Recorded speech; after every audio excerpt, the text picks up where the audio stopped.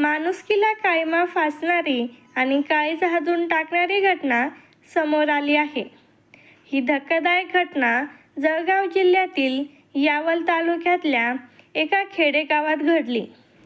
गाव लहान असलं तरी सध्या संपूर्ण परिसरात प्रचंड चर्चा आणि संताप आहे। पोलिसांनी सांगितले की त्या परिसरात यापूर्वी अशा प्रकारचा गुन्हा नोंदला गेलेला नाही। मृत चिमुकल्याचं नाव राज असून तो फक्त 9 वर्षाचा होता। गावातील शाळेत तो 4थी मध्ये शिकत होता। शिक्षक व शेजारी सांगतात की तो खूपच शांत, आज्ञाधारक आणि गोड बोलणारा मुलगा होता। मात्र त्यांच्या डोळ्यात कायम एक भीती आणि ओढापणा दिसायचा। राजची आई ही मूळची त्या गावातलीच आहे। तिचा पहिला नवरा अपघात मरण पावल्यावर काही वर्षांनी तिचे दुसरे लग्न केले। सावत्र पती संदीप चौधरी हा दुसऱ्या गावाचा होता। लग्नाच्या सुरुवातीला सगळं ठीक होतं, पण नंतर त्याने राजला त्रास देणं सुरू केलं। एका सावत्र बापाने केवळ किरकोळ कारणांवरून आपल्या 9 वर्षाच्या सावत्र मुलाचा निर्घृण खून केल्याची धक्कादायक बाब उघडकीस आली आहे। ही घटना तालुक्यातील एका छोट्याशा गावात घडली असून परिसरात भीतीचं वातावरण निर्माण झालं आहे। सदर पीडित चिमुकला आपल्या आईसोबत राहत होता।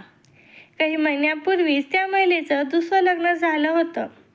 नवरा म्हणून आलेला इसम या मुलावर सतत राग काढत असे। किरकोळ गोष्टीवरून त्याला मारहाण करणं हे रोजचं झालं होतं। मात्र यावेळी रागाच्या भरात त्याने जे केलं ते पेलवणंही कठीण आहे। सकाळी शेतावर गेल्यानंतर घरात केवळ बाप आणि चिमुकला एकटे होते।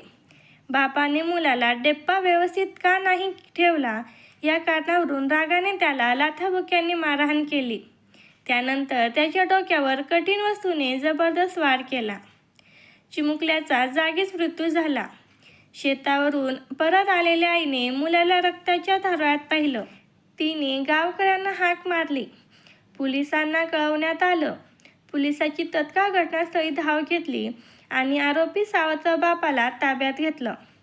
प्राथमिक तपासात आरोपीने गुन्ह्याची कबुली दिली असून तो म्हणाला की तो मुलगा माझा नव्हता, तो कायम त्रास द्यायचा म्हणून राग अनावर झाला।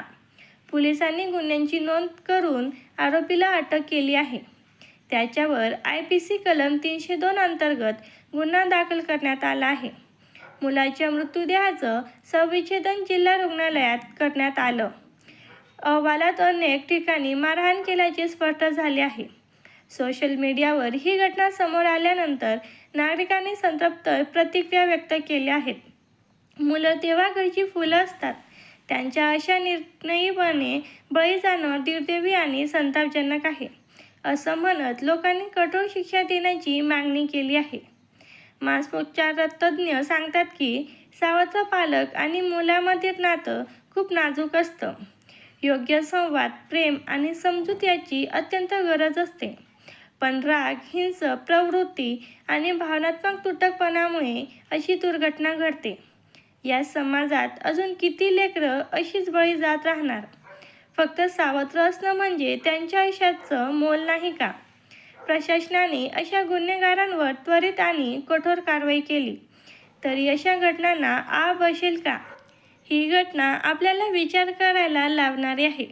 आपल्या समाजात आजही लहान मूल केवळ सावत्र असल्यामुळे किती असुरक्षित आहेत। राजसारखा निष्पाप जीव केवळ सावत्र वडिलांच्या रागाच्या झटक्याने अकाली गेला। ही केवळ एक घटना नाही, तर आपल्या समाजातील वाढत्या संवेदनशीलतेचं आणि भावनिकतेचंही प्रतीक आहे। आज राज गेला, पण उद्या कुणाचा नंबर?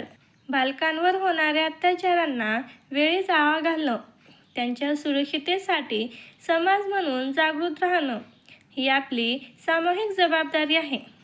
सावत्र नातं असो की रक्ताचं, प्रेम आणि संवेदना याचं नातं प्रथम असायला हवं। राजसाठी न्याय मिळेल, पण असे राज पुन्हा कुणाच्या घरात नाहक बळी जाऊ नयेत हे पाहणं आता आपल्या हातात आहे। व्हिडिओ आवडल्यास व्हिडिओला लाईक करा आणि चॅनलवर नवीन असाल तर चॅनलला सबस्क्राईब करा। धन्यवाद।